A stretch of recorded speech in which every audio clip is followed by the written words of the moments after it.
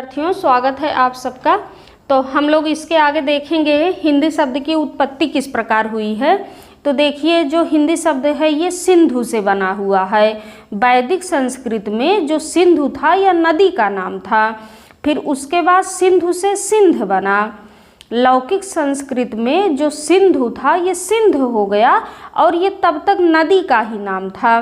फिर उसके बाद सा को हा बोलने के कारण जब ईरानी आए तो इन्होंने सा को हा कहा और ये सिंध को हिंद कहने लगे। सिंध को हिंद कहने लगे तो सिंध से हिंद हो गया। फिर उसके बाद जब हिंद में ईक प्रत्यय जुड़ा तब यह हिंदीक शब्द बना। उसके बाद फिर जाके ये हिंदी बना। तो सिंधु से सिंध, फिर हिंद, फिर हिंदीक, फिर हिंदी, इस प्रकार हिंदी शब्द की उत्पत्ति हुई है। हिंदीक शब्द का जो अर्थ है वह है कि हिंद का अर्थात सिंध के आसपास का जो प्रदेश था वह।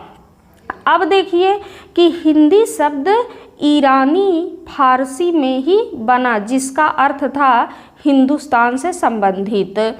तो आपसे पूछा जाएगा कि हिंदी किस भाषा का शब्द है। हिंदी किस भाषा का शब्द है? तो हिंदी फारसी भाषा का शब्द है। और भाषा के अर्थ में हिंदी का सबसे पहले प्रयोग किसने किया? भाषा के अर्थ में तो आप लोग याद रखेंगे कि सरफुद्दीन यजदी की रचना है जफरनामा 1424 में, जिसमें सबसे पहले हिंदी शब्द का प्रयोग मिलता है भाषा के अर्थ में। इसको याद रखना है। और एक क्या याद रखना है कि हिंदुई किसने कहा? हिंदी को हिंदुई कहा अमीर खुसरो ने। और हिंदुई किसने कहा? गारसादा तासी ने कहा। बहुत इंपॉर्टेंट नहीं है, इसको आप छोड़ भी सकते हैं। और थोड़ा सा देखिए आगे कि वर्तमान में हिंदी शब्द का प्रयोग 3 अर्थों में होता है। व्यापक अर्थ में 5 उपभाषाएं एवं 17 या 18 बोलियों के संदर्भ में जो हम लोग पढ़ चुके हैं। और भाषा विज्ञान में पश्चिमी एवं पूर्वी हिंदी के संदर्भ में। संकुचित अर्थ में खड़ी बोली, क्योंकि आज हिंदी में हम लोग खड़ी बोली ही पढ़ते लिखते हैं। खड़ी बोली ही शिक्षित समाज की भाषा है। तो हिंदी क्या है आज के संदर्भ में? खड़ी बोली ही है। तो यहाँ भी बहुत इम्पॉर्टेंट नहीं है परीक्षा की दृष्टि से, बट समझने के लिए आप इसको देख सकते हैं।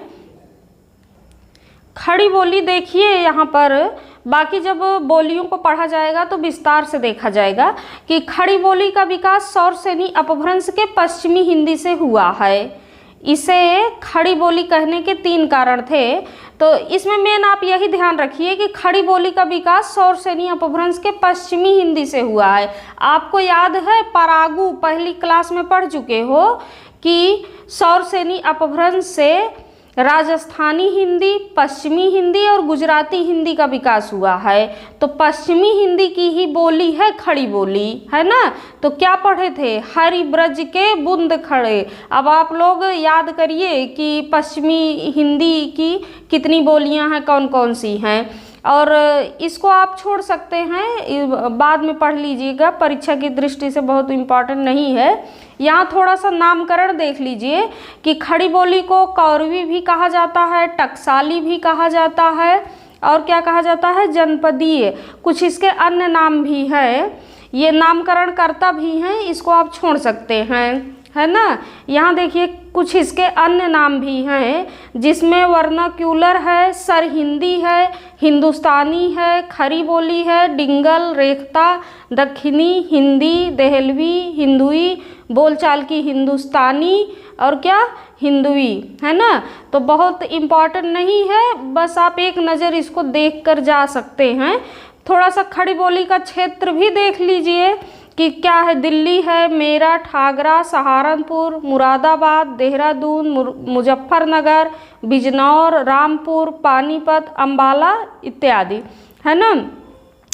और देखिए कि खड़ी बोली का आदर्श और मानक रूप क्या है? मेरठ है, भोलानाथ तिवारी के अनुसार। खड़ी बोली के संदर्भ में कुछ विशेष तथ्य देखिए जिसमें आपको क्या याद रखना है। ये पहला पॉइंट आप छोड़ सकते हैं, आप इसको याद रखना कि खड़ी बोली के प्रथम कवि पूछा जा सकता है कि खड़ी बोली के प्रथम कवि कौन है, तो अमीर खुसरो हैं। और खड़ी बोली शब्द के सर्वप्रथम प्रयोगकर्ता कौन हैं, तो लल्लू लाल एवं सदल मिश्र हैं। दक्षिण भारत में खड़ी बोली में रचना करने वाले प्रथम कवि कौन है, तो मुल्ला वजही, जिनकी रचना है सबरंग। ये देखा जाए भैया ना तो कक्षा 9 का प्रश्न है ना, कक्षा 9 से जो हिंदी साहित्य का संक्षिप्त इतिहास चलता है ये वहाँ का प्रश्न है, लेकिन वहाँ पर ये सब पढ़ाया नहीं जाता है, थोड़ा वो कविता कहानी इत्यादि चीज़ों पर ही फोकस किया जाता है। अगर आप वहाँ पढ़े रहते तो यहाँ आपको नया ना लगता। सामान्य हिंदी में जितना पूछा जाता है वो आपका 6 से लेकर 8 तक का जो ग्रामर रहता है, जो हिंदी व्याकरण आप बुक सिर्फ ढोते हो, आप लोग पढ़े हो खुद ही जान रहे हो कि सिर्फ बुक ढोते हो, बाकी पढ़ाया नहीं जाता है। उसके बाद 9th से 12th तक का जो संक्षिप्त इतिहास रहता है हिंदी में, जो बुकों के आगे पेज पर सब दिया रहता है, तो उसको भी छुड़वा दिया जाता है। जबकि वही 6 से 8 तक की हिंदी व्याकरण और ये संक्षिप्त इतिहास जो कक्षा 9, 10, 11, 12 का है, इसके सिवा सामान्य हिंदी में आपसे कुछ भी ज़्यादा नहीं पूछा जाता है। यही इतना आपका तैयार रहे तो आप हर जगह सामान्य हिंदी में जहाँ जहाँ भी पूछा जाता है आप अच्छा करके आएँ। फिलहाल छोड़िए ये सब, आइए देखते हैं क्या आपको और याद रखना है। देखिए आप इसको छोड़ सकते हैं, है ना। खड़ी बोली का अर्थ गंवारू अब्दुल हक ने कहा, इसको आप छोड़ सकते हैं, ये आप याद रखेंगे। ये 5वां, 6ठा, 7वां ये पॉइंट आप छोड़ सकते हैं, बाद में देख लीजिएगा। उसके बाद देखिए आपको क्या याद रखना है। खड़ी बोली गद्य की प्रथम रचना चंद छंद वर्णन की महिमा। खड़ी बोली गद्य की प्रथम रचना क्या है, चंद छंद वर्णन की महिमा है, जिसे गंग कवि ने लिखा है, इसको याद रखना है। और खड़ी बोली गद्य की प्रथम परिमार्जित रचना भाषा योग वशिष्ठ है, जिसे राम प्रसाद निरंजनी ने लिखा है 1741 में। सन नहीं याद कर रखना है, बस ये भाषा योग। आपसे पूछा जा सकता है कि भाषा योग वशिष्ठ किसकी रचना है, तो राम प्रसाद निरंजनी की।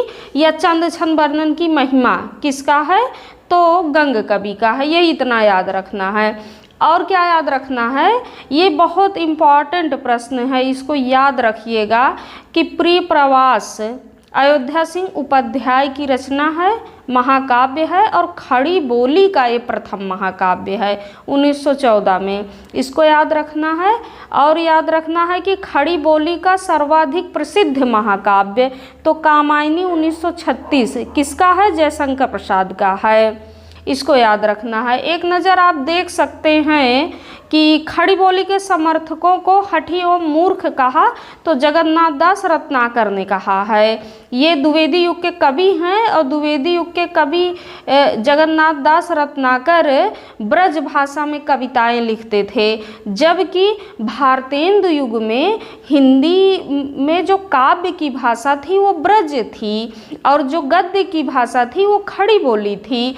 और ये तो था भारतेंदु युग में, लेकिन द्विवेदी युग में महावीर प्रसाद द्विवेदी जी के प्रयासों से जो हिंदी काव्य और गद्य की भाषा थी वो दोनों खड़ी बोली हो गई, है ना।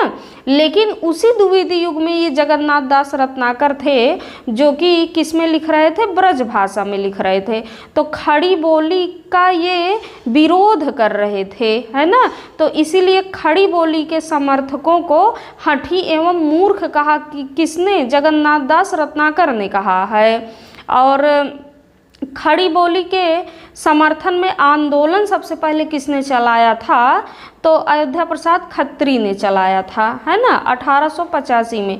तो बहुत इम्पॉर्टेंट नहीं है, बस जानकारी के दृष्टि से आप जानते रहें। इसके आगे हम लोग पढ़ेंगे हिंदी भाषा एवं व्याकरण में हिंदी वर्णमाला, उसके पहले थोड़ा भाषा देखा जाएगा। तो आप लोगों को यदि क्लास अच्छी लग रही है तो ज़्यादा से ज़्यादा इसको सब्सक्राइब, शेयर एंड लाइक करें। धन्यवाद, मिलते हैं अगली क्लास में।